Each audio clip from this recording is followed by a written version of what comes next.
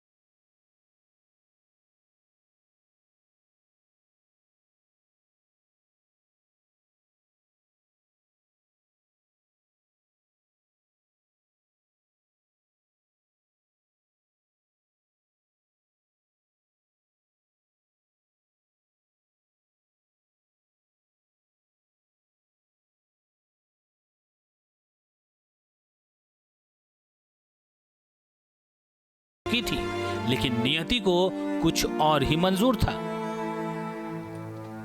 महज कुछ दिन पहले ही नीलेश की मंगेतर अनामिका के माता पिता पश्चिम बंगाल से लखनऊ आए थे, लेकिन नियति का क्रूर मजाक देखिए। नीलेश और अनामिका दोनों की आग में जलकर मौत हो गई।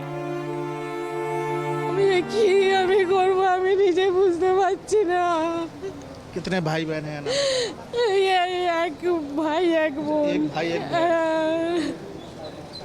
वही अनामिका। उनकी एक ही लड़की थी, बेचारी खत्म हो गई। एक केडीसी में मेरा खेल था, वो स्थगित हो गया। उसके कारण की वजह से मैं यहाँ पर आया हूँ और इनकी इंक्वायरी किया जाए। इंक्वायरी करने के बाद ज़्यादा से ज़्यादा इनको कड़ी से कड़ी सजा दी जाए कि ऐसा पुनः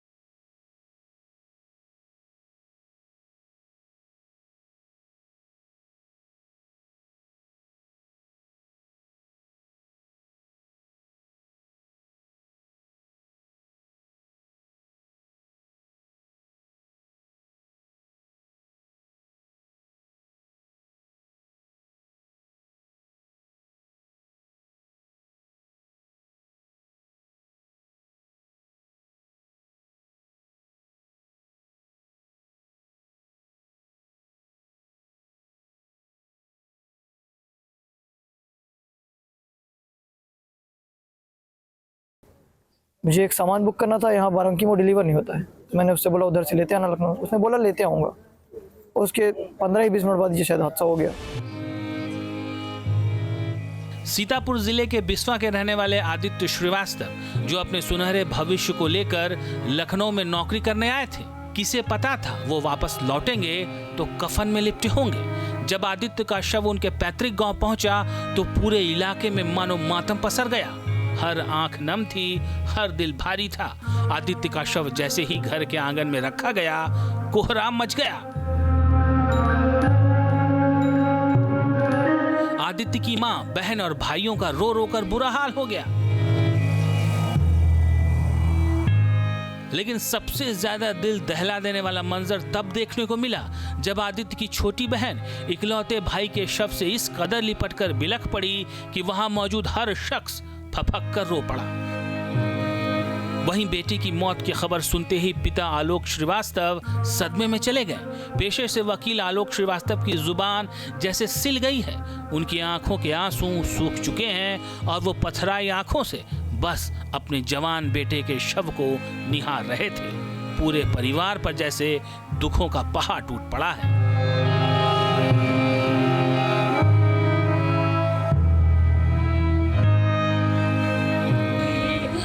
घंटे में पुलिस आ गई थी, हम वही थे 1 किलोमीटर पे, हम नहीं जा पाए भैया, वहाँ नहीं जा पाए। क्या क्या करने की तैयारी कर रहे थे भैया? वो तैयारी थी, वो जॉब आ गया था, वो ऑफिस था, वो कोचिंग इंस्टीट्यूट नहीं था, वो लाइब्रेरी नहीं थी, वो बच्चे नहीं थे। इस अग्निकांड का दर्द सिर्फ यूपी तक सीमित नहीं है, बल्कि इसकी गूंज सैकड़ों किलोमीटर दूर पश्चिम बंगाल तक पहुंची है। इस अग्निकांड में जान गंवाने वालों में शामिल हैं 30 साल के सुमल्या हेरा। सुमल्या पश्चिम बंगाल के रहने वाले थे। उन्होंने ग्राफिक डिजाइनर और एनिमेशन का कोर्स किया था। बेहद प्रतिभाशाली सुमल्या पहले गुजरात के अहमदाबाद में नौकरी करते थे, लेकिन करियर में और आगे बढ़ने की चाहत में वो लखनऊ आ गए थे। सुमल्या को क्या मालूम था कि जिस लखनऊ को वो अपनी कर्मभूमि बनाने आए हैं, वही शहर उनके लिए काल बन जाएगा। जिन्होंने सिस्टम और प्रशासन की लापरवाही की आग में दम तोड़ दिया। सुमल्या की मौत की खबर जब उनके घर पहुंची तो कोहराम मच गया। सुमल्या के माता पिता बेहद बुजुर्ग हैं, लिहाजा उन्होंने अपने बेटे का शव लेने उनके चचेरे भाई को भेजा। बुढ़ापे की वजह से वो अपने जिगर के टुकड़े के शव को लेने के लिए लखनऊ तक का सफर करने की स्थिति में नहीं थे। बड़े भाई देश सेवा में फौज में तैनात हैं। ऐसे में सुमल्या के cousin Pankaj Malik postmortem house के बाहर अकेले अपने भाई के शव का इंतजार करते मिले। जब न्यूज नेशन की टीम ने उनसे बात करने की कोशिश की तो उनके सब्र का बांध टूट गया और वो कैमरे के सामने ही फपक कर रो पड़े। वो लास्ट 2-3 साल से यहीं पे काम कर रहा है। वो उसने एनिमेशन से कोर्स किया है, फिर ग्राफिक डिज़ाइन से काम कर रहा था यहीं पे। पहले वो अहमदाबाद में था, अभी 2-3 साल यहीं पे काम कर रहे थे वो। तो कल रात के 1 बजे हम लोग के पास कॉल आया कि ही इज़ नो मोर। हम लोग पहले पता भी नहीं चला क्या हो गया था। कॉल आया था कि इज़ नो मोर। तो उस टाइम हम लोगों के पास फ्लाइट भी नहीं था, कोई आ नहीं पाया। घर पे उनका मम्मी पापा बहुत रो रहे थे। इस हादसे ने ज्योति के परिवार से भी उनकी सबसे बड़ी खुशी छीन ली। ज्योति एक कंप्यूटर कोचिंग सेंटर में पढ़ाती थी। परिवार को उनसे बहुत उम्मीदें थी, लेकिन लखनऊ की इस भयावह आग ने उनके सारे सपनों को हमेशा के लिए राख कर दिया। ज्योति के भाई सुमित की आंखों में बहन को खोने का दर्द साफ दिखाई देता है। बहन को मुखाग्नि देने के बाद सुमित उसी स्कूटी को लेकर बैकुंठ धाम से लौट रहे थे जिस पर कभी ज्योति बैठकर अपने सपनों की तरफ बढ़ा करती थी। आज वही स्कूटी थी, लेकिन पीछे बैठने वाली बहन हमेशा के लिए बिछड़ चुकी थी। सुमित की खामोशी और उनकी मायूस आंखें बता रही थीं कि उन्होंने सिर्फ अपनी बहन नहीं बल्कि अपने जीवन का एक अहम हिस्सा खो दिया है। कोर्स नहीं करी थी, वो जॉब करी थी। और बहुत अच्छी कंपनी थी ये, हेड ऑपर्स। कोई प्रॉब्लम नहीं थी ऑपर्स में, ना ओनर्स में प्रॉब्लम थी, बस प्रॉब्लम ये बिल्डिंग में थी। और जो आपके एनओसी से पास हुए हैं, एनओसी दी गई है, तो ये कमर्शियल बिल्डिंग थी। फायर सेफ्टी नॉर्म्स नहीं फॉलो हुए थे, फिर भी एनओसी दे दी गई। तो वो प्रॉब्लम थी ना। लखनऊ की इस आग ने सिर्फ एक इमारत को राख नहीं किया है, बल्कि इसने कई परिवारों की खुशियां छीन ली। किसी की मां रो रही है, किसी की बहन बिलख रही है। मरने वाले 15 नौजवानों ने सपने देखे थे। कोई परिवार की जिम्मेदारी उठाना चाहता था, कोई माता पिता का सहारा बनना चाहता था। हर किसी ने भविष्य के लिए सुंदर सपने बुने थे, लेकिन लापरवाही की आग ने सब कुछ छीन लिया।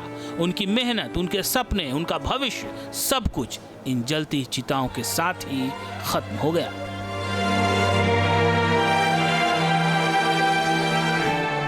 आपके मोबाइल पर तुरंत आएगी ब्रेकिंग न्यूज। स्क्रीन पर सबसे पहले दिखेगी बड़ी खबर। देश दुनिया की हर खबर एक जगह। अब आपके मोबाइल पर तुरंत फटाफट इंस्टॉल कीजिए न्यूज नेशन ऐप और रखिए खुद को अपडेट।